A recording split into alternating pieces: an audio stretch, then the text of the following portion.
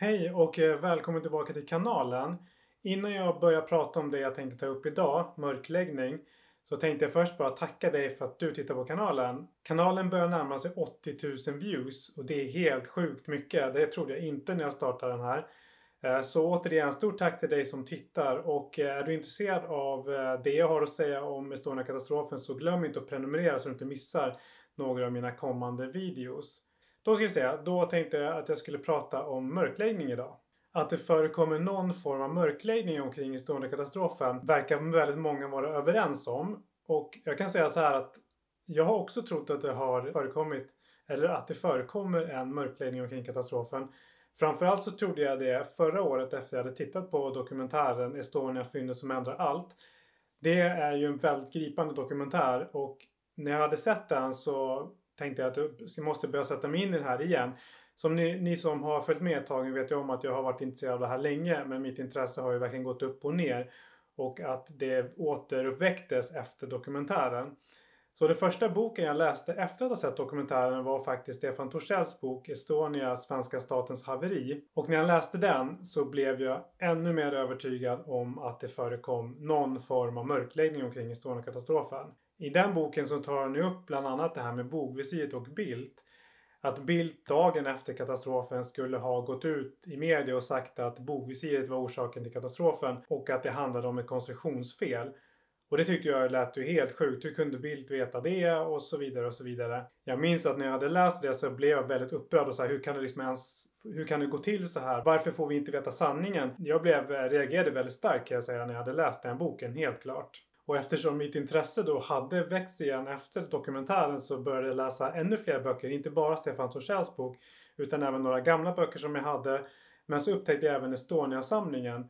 Och där började jag läsa igenom dokument efter dokument efter dokument. Upptäckte rapporter som hade skrivits som jag inte kände till sedan tidigare. Och började läsa dem. Och ju mer jag läste desto mer kan man väl säga att bilden klarnade lite. Vad var det som hade hänt? Vad stod det i de här rapporterna? Vad stod det i källmaterialet?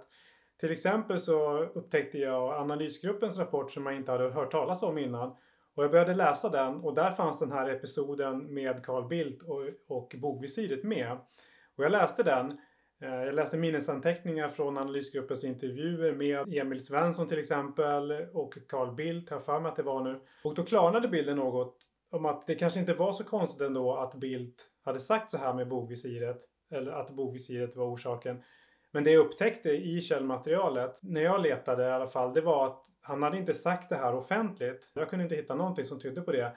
Utan det han hade gjort var att han hade ringt till Mats Odell då hemma i Sverige och sagt att bogvisiret var orsaken och att det här måste utredas då. Det gjorde han ju då innan haverikommissionen hade gjort någon undersökning alls.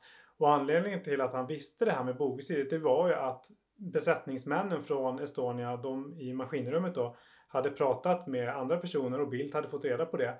Det här tar man bland annat upp i dokumentären Livlina som brast i avsnitt 3. Där pratar Bildt själv om det här med bogvisiret. Och plötsligt så för mig så klarnade den bilden och tänkte att okej, men det här kanske inte är så konstigt att han kunde veta det. Inte när jag kunde gå igenom och läsa hela historien själv. Då var det inte så konstigt längre.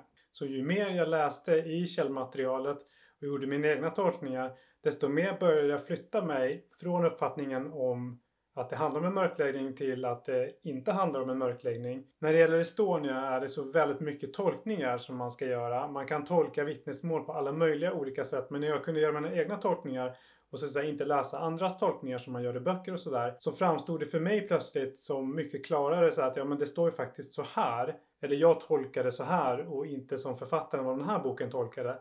Då blev det liksom fick jag en helt annan uppfattning om vad som hade hänt och hur det hade gått till kanske. Och ju mer material jag såg att det fanns på Estonia-samlingen för vem som helst att läsa, desto mindre sannolikt blev en mörkläggning, som jag ser i alla fall. Det som blev tydligt för mig när jag började sätta mig in i allt det här igen, det var ju att det finns ju väldigt, väldigt mycket material att läsa. Det finns väldigt mycket svar på många av de här frågorna. Till exempel, varför instiftade man gravfrid? Varför ville man täcka över fartyget med betong och så vidare? Det finns svar på alla de här frågorna. Men sen är det en annan sak om man accepterar svaren. När jag läste det så tyckte jag på något sätt att det här verkar logiskt. Dumt men ändå logiskt. Man ville täcka över vraket för att garantera gravfriden. för att ingen skulle kunna ta sig in där. Det var ett hemskt förslag och det var tur att man avbröt det verkligen. Så för att sammanfatta den här videon. Jag har ju trott på en mörkläggning, eller någon slags mörkläggning i alla fall. Många av de frågetecken jag hade då har ju fått svar. Svaren upptäckte jag i källmaterialet. I rapporter och annat som finns att läsa för alla då på Estonia-samlingen. Men det finns ju fortfarande frågetecken och det finns fortfarande väldigt mycket som gjordes fel efter katastrofen. Till exempel att man inte bärgade kroppar. Jag tycker verkligen att man borde ha bärgat de kropparna man kunde komma åt och så vidare. Det tycker jag verkligen. Och jag tycker verkligen att anhöriga har behandlats väldigt illa. Man har ju haft flera möjligheter att ställa det till rätta men man har inte gjort det. Och jag tycker det är väldigt, väldigt illa. Hade man bärgat de kroppar man kom åt och försökt bärga andra kroppar också, så tror jag att situationen idag hade sett helt annorlunda ut. När det gäller Estonia så finns det ju väldigt många olika sätt att tolka informationen. Men mitt tips är verkligen att gå in och läsa det källmaterial som finns. Till exempel förhören på GGEs hemsida, de som jag länkar till. Men även rapporterna från Sjöfartsverket och även andra rapporter som finns på Estonia-samlingen. Det är när man har all information som man kan bilda sig en egen uppfattning. Kanske är man fortfarande övertygad om att det förekommer någon form av mörkläggning. Eller också kanske man är övertygad om att det inte gör det. Så hur tänker du? Tror du att det handlar om en mörkläggning eller kanske inte handlar om en mörkläggning? Skriv en kommentar här under så kommer jag att svara på så många som möjligt. Det har ju strulat en del med kommentarer och det är ju någonting som det ligger hos YouTube, det felet. Jag har sett att det är ganska många på YouTube som har det här. Att man ser kommentarer och sen man ska svara på dem så är de inte kvar. Och jag försöker svara på alla kommentarer så gott jag kan. Så att om inte du ser din kommentar eller om den försvinner, skriv den igen. Eller skicka DM till mig på Instagram så kan jag svara där istället. Men bara så ni vet så försöker jag verkligen svara på alla kommentarer. Det var det för den här videon. Vi hörs av i nästa video. Ha det så gott. Hej då!